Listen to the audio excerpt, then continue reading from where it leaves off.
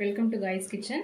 இன்றைக்கி நம்ம சேனலில் இந்த மழை நேரத்துக்கு நல்லா சூடாக மொறுன்னு ஒரு ஈஸியாக சிம்பிளாக ஒரு பக்கோடா எப்படி செய்கிறதுன்னு பார்க்க போகிறோம். இங்கே பாருங்கள், மேலே எவ்வளோ கிறிஸ்பியாகவும் உள்ளே நல்லா சாஃப்டாகவும் சூப்பராக வந்திருக்கு. இது எப்படி செய்கிறதுன்னு தெரிஞ்சுக்கிறதுக்கு வீடியோ ஃபுல்லாக ஸ்கிப் பண்ணாமல் பாருங்கள். ரவை 1 கப் சேர்த்துக்கலாம். எந்த கப்பில் ரவை எடுத்தோமோ அதே கப்பால் 3/4 கப் தயிர் சேர்த்துக்கலாம். பச்சரிசி மாவு 2 டேபிள் ஸ்பூன் சேர்த்துக்கலாம்.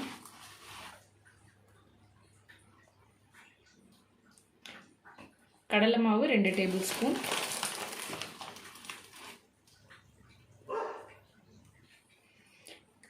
கொஞ்சமாக பெருங்காயத்தூள் சேர்த்துக்கலாம். உப்பு தேவையான அளவு சேர்த்துக்கலாம். இது எல்லாத்தையும் சேர்த்து நல்லா கலந்து விட்டுக்கலாம். தண்ணி கொஞ்சம் கொஞ்சமாக சேர்த்து நல்லா கலந்துக்கலாம்.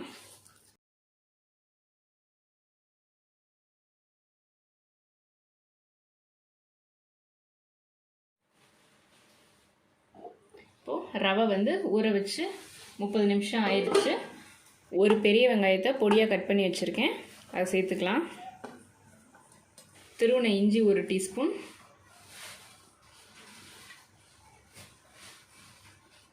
பொடியாக நறுக்குன பச்சை மிளகாய் 1 டீஸ்பூன். பொடியாக நறுக்குன கொத்தமல்லி கொஞ்சம். பொடியாக நறுக்குன கருவேப்பிலை கொஞ்சம்.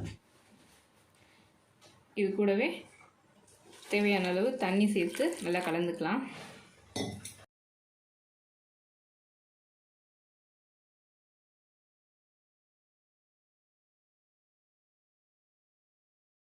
ரொம்ப கெட்டியாகவும் இல்லாமல் ரொம்ப தண்ணியாகவும் இல்லாமல் இது மாதிரி நல்லா நம்ம கையில் எடுத்து இப்படி பக்கோடாவுக்கு போடுற மாதிரி இந்த அளவுக்கு கெட்டியாக பிசைஞ்சிட்டா போதும்.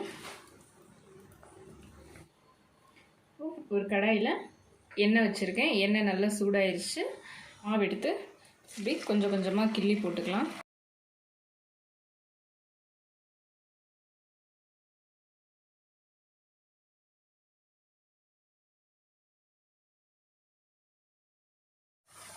எண்ணெயில் பொரிக்கும்போது ஸ்டவ்வை மீடியம் ஃப்ளேம்லேயே வச்சுக்கலாம், அதிகமாக வைக்கக்கூடாது.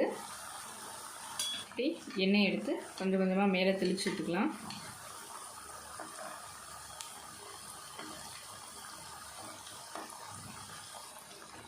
நல்லா ஓரளவு செவந்து வந்ததுக்கப்புறம் திருப்பி விட்டுக்கலாம். இப்போது அடிப்பக்கம்லாம் நல்லா செவக்க ஆரம்பிச்சிருச்சு. திருப்பி விட்டுக்கலாம். பாருங்கள், நல்லா கோல்டன் ப்ரௌன் கலரில் வந்துருச்சு. இப்போ ஒன்று ஒன்றா திருப்பி விட்டுடலாம்.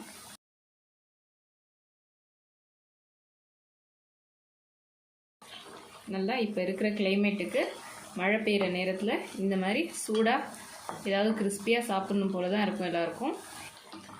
இப்போ இருக்கிற கிளைமேட்டுக்கு இந்த மாதிரி சுட சுட பக்கோடா போட்டு சாப்பிட்டா எல்லாருக்குமே பிடிக்கும். இதை நம்ம ஈஸியாக சிம்பிளாக வீட்டில் இருக்க பொருளை வச்சு ஈஸியாக செஞ்சிடலாம். நீங்களும் ட்ரை பண்ணி பாருங்கள். ட்ரை பண்ணி பார்த்துட்டு எப்படி இருந்துச்சுன்னு கமெண்ட்ஸில் சொல்லுங்கள். இந்த வீடியோ உங்களுக்கு பிடிச்சிருந்தா லைக் பண்ணுங்கள், ஷேர் பண்ணுங்கள், கமெண்ட் பண்ணுங்கள். இது வரைக்கும் காய்ஸ் கிச்சன் சேனலை சப்ஸ்கிரைப் பண்ணாதவங்க மறக்காமல் சப்ஸ்கிரைப் பண்ணிக்கோங்க. பக்கத்தில் இருக்க பெல் ஐக்கானையும் ப்ரெஸ் பண்ணிக்கோங்க. தேங்க்ஸ் ஃபார் வாட்சிங்.